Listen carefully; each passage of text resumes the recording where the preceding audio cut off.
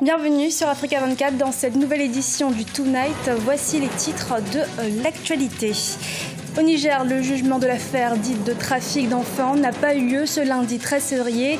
Les avocats de la défense estiment que les conditions pour un débat contradictoire ne sont pas créées. Le débat est donc renvoyé pour le 13 mars 2017. À quand le gouvernement de coalition au Maroc, 4 mois après les élections législatives? Le Premier ministre Abdelali Ben-Kiran peine toujours à rassembler une majorité au Parlement. Et les entreprises funèbres sont de plus en plus rentables en République démocratique du Congo. Plusieurs salles de fête sont en effet transformées en salles funèbres dont le coût varie entre 800 et 2000 $. Le procès pour suspicion de trafic international de bébés dans lequel serait impliqué le principal opposant nigérien, Hama Amadou, a été reporté au 13 mars 2017. La demande aurait été faite par les avocats des prévenus peu après son ouverture ce lundi 13 février dans la capitale nigérienne. Sadou Alizi Mouktar, notre correspondant au Niger. Le procès de l'affaire présumée de trafic de bébés dans lequel est impliqué le principal opposant nigérien Hama Amadou a été reporté au 13 mars 2017. Ce lundi 13 février, la Cour d'appel de Niamey a à son audience publique renvoyé le jugement au fond de l'affaire à la demande des avocats des prévenus. L'audience a eu lieu, nous avons sollicité le renvoi pour deux raisons fondamentales. La première raison, c'est que nous avons estimé que d'abord, la citation qui a été servie à un des prévenus, cette citation n'est pas régulière parce qu'il ne réside pas au Niger. Tout le monde sait de qui je parle. Il réside en France parce que lorsque vous résidez en dehors du territoire national, la loi a prévu des délais pour vous servir des citations. Et tant que les délais n'ont pas été respectés, nous estimons que cette citation doit être reprise. Dans cette affaire de bébés importés, une vingtaine de personnes ont été emprisonnées et accusées d'avoir participé à un trafic de bébés qui aurait été conçu au Nigeria, puis amené au Niger via le Bénin. Elles ont ensuite été remises en liberté conditionnelle. Et les avocats de la défense souhaitent avoir une réquisition écrite pour leur plaidoirie. Nous avons tenté de rentrer en possession de ces réquisitions. Malheureusement, nous n'avons pas eu accès à ces réquisitions écrites. Par conséquent, nous estimons que le débat risque d'être déloyal, déséquilibré, parce que c'est un droit fondamental de la défense que de nous communiquer ces réquisitions écrites. Le procureur général a dit, en substance, qu'il n'a pas pris des réquisitions écrites, mais nous sommes restés à notre fin, parce que pour une question de prudence, nous avons dit qu'il faut qu'on renvoie pour que nous voyons clair. En mars 2016, la Chambre criminelle de la Cour de cassation a renvoyé le dossier de l'affaire dans laquelle hommes d'affaires, banquiers, hommes politiques sont cités, dont l'ancien président de l'Assemblée nationale, Hama Amadou, à la Cour d'appel. Le 13 mars 2017, cette même Cour aura l'occasion de débattre de cette affaire qui empoisonne le climat politique nigérien depuis 2 ans. Au Maroc, plus de 4 mois après les élections législatives, la formation d'un gouvernement de coalition est toujours en attente. Le Premier ministre Abdelali Ben-Kiran affirme vouloir poursuivre les consultations, mais envisage également des choix alternatifs si la situation reste inchangée. Les précisions de Zahra Mohamed Moucho.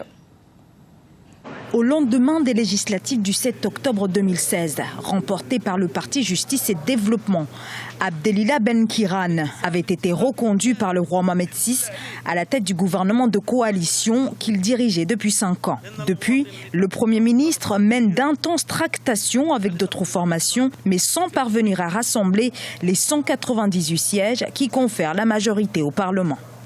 Le processus de constitution du gouvernement n'a pas évolué comme prévu. Il n'a pas évolué dans le bon sens. Le blocage persiste en effet dans les pourparlers. Et le Premier ministre déplore les conditions posées, notamment par le Rassemblement national des indépendants, un parti libéral arrivé en 4e position aux élections législatives avec 37 sièges. Le RNI reformulerait à chaque fois de nouvelles conditions pour participer à la coalition gouvernementale. Le RNI, qui est un parti libéral et qui est un parti quand même important dans le paysage politique marocain, un parti qui, selon la Constitution, selon la loi marocaine, après les élections législatives, peut lui-même composer un gouvernement, notamment avec d'autres partis comme le PAM ou comme le MP ou le SP.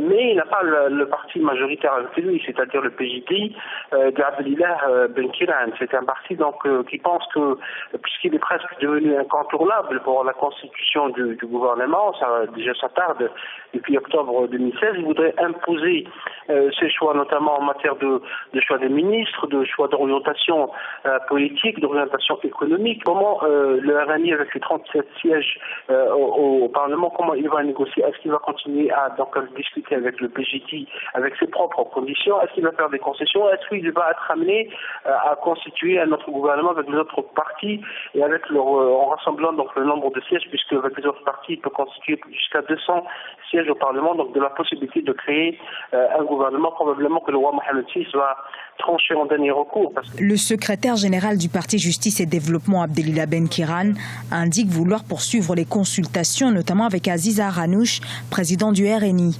Et pour faire avancer les négociations, le PJD se dit prêt à renoncer à la présidence du futur gouvernement. Focus sur les entreprises funèbres en République démocratique du Congo. Elles sont de plus en plus rentables à Kinshasa et nombreux sont les habitants de la capitale qui ont décidé de se lancer dans ce business. Reportage de notre correspondant Jacques Amboka. Plusieurs structures sont au cœur des activités funèbres à Kinshasa, des fabricants de cercueils à ceux des pierres tombales, en passant par les propriétaires des salles d'exposition où les obsèques sont organisées, le tout constituant une chaîne qui exige plus de moyens pour enterrer avec dignité les siens.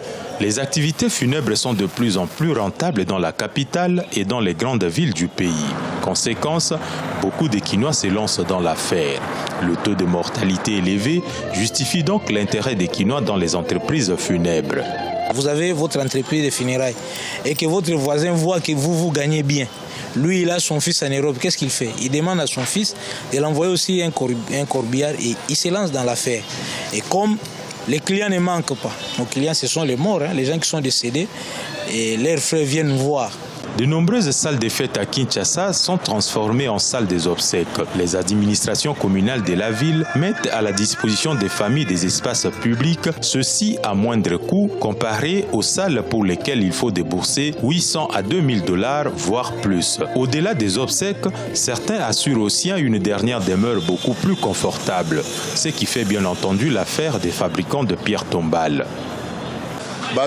Nous recevons des commandes d'un peu partout et notamment à l'intérieur du pays. Mais ce sont les Congolais de la diaspora qui passent le plus de commandes pour les membres de leur famille décédés au pays. Nous fabriquons des pierres tombales en carreau, en granit ou en marbre. Les prix varient de 200, 250, voire 2000 $. Les déroulements des obsèques à Kinshasa ont beaucoup évolué au fur des années. Jadis organisées à domicile, dans le respect des cultures locales, avec peu de dépenses, celles-ci suivent la mode occidentale, contraignant les familles éprouvées à engager plus de frais pour enterrer les membres de leur famille décédés.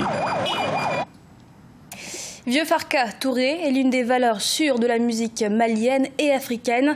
C'est en marchant sur les traces de son père qu'Ali Farka Touré décide d'enregistrer son premier album en 2006. Depuis, il a su se forger sa propre identité et promet d'offrir à ses milliers de fans des compositions musicales riches et diversifiées. Birama Saounera.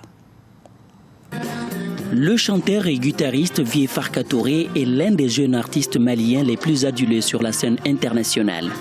Fils de Ali Farka Touré, le célèbre bluesman, Vieux Farka Touré, de son vrai nom Boureima Touré, suit les traces de son défunt père.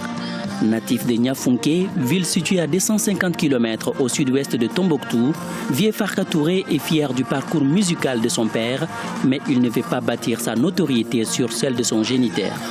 Si on vous dit le fils de Ali Farka, c'est vraiment pas un petit truc. Donc vous êtes obligé de foncer, de donner le maximum, de faire le maximum pour être au niveau. Donc j'essaie toujours de faire ce que je peux, vraiment le maximum que je peux pour être là. Et c'est vrai que ça me donne encore le courage quand je pense que les gens me comparent à mon père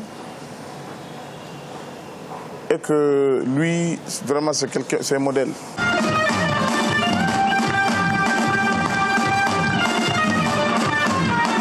Vieux Farka Touré relie blues et culture africaine et mêle modernité et tradition. En 2010, il a été invité à la cérémonie d'ouverture de la Coupe du monde de football en Afrique du Sud. Neveu du célèbre musicien choriste Toumani Diabaté, il a également partagé la scène avec d'autres artistes de renom tels que Shakira, Alicia Keys et Knan. Auteur de plusieurs albums, Vieux Farka Touré s'inspire de son défunt père et réclame son panafricanisme.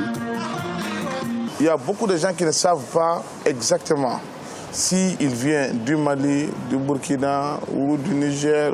Ils savent seulement que c'est un Africain. Et c'est la raison pour laquelle je dis à chaque fois, où ils me disent, mais tu fais quel genre de musique? Je fais de la musique africaine. Issu d'une grande famille de musiciens, Vieux Farka Touré aurait pourtant pu ne pas devenir artiste. Son père souhaitait le voir servir dans l'armée de son pays, mais le destin en a décidé autrement. Aujourd'hui, fils biologique et digne successeur de Ali Farka Touré, virtuose de la guitare, il s'engage à porter haut les couleurs du Mali et de l'Afrique sur la scène musicale internationale. Ouverture ce 12 février 2017 à Niamey de la saison sportive 2017 de la FENI Hand. La Fédération nigérienne de handball, par ce lancement, elle donne le coup d'envoi de ses activités dans cette discipline. Préparation de l'équipe nationale ou encore démarrage du championnat national sont entre autres les activités au programme. Sadou Alizé Mokhtar, notre correspondant au Niger. La Fédération nigérienne de handball lance officiellement sa saison sportive 2017. Amateurs et fans de la discipline se sont donné rendez-vous à l'Académie des arts martiaux de Niamey.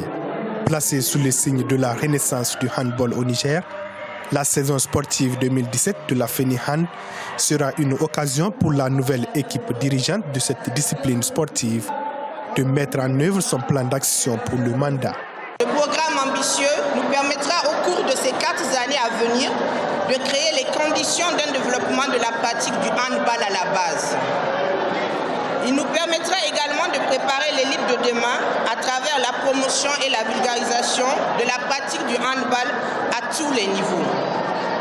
Il nous permettra enfin de procéder à la formation et au recyclage de jeunes arbitres et entraîneurs afin d'assurer un développement durable de la discipline chez les jeunes.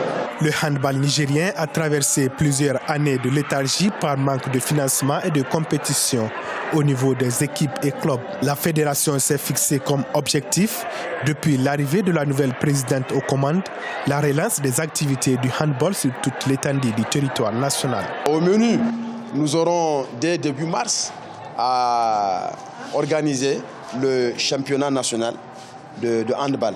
Là, toutes les régions seront représentées et au cours de ce championnat qui durera une dizaine de jours.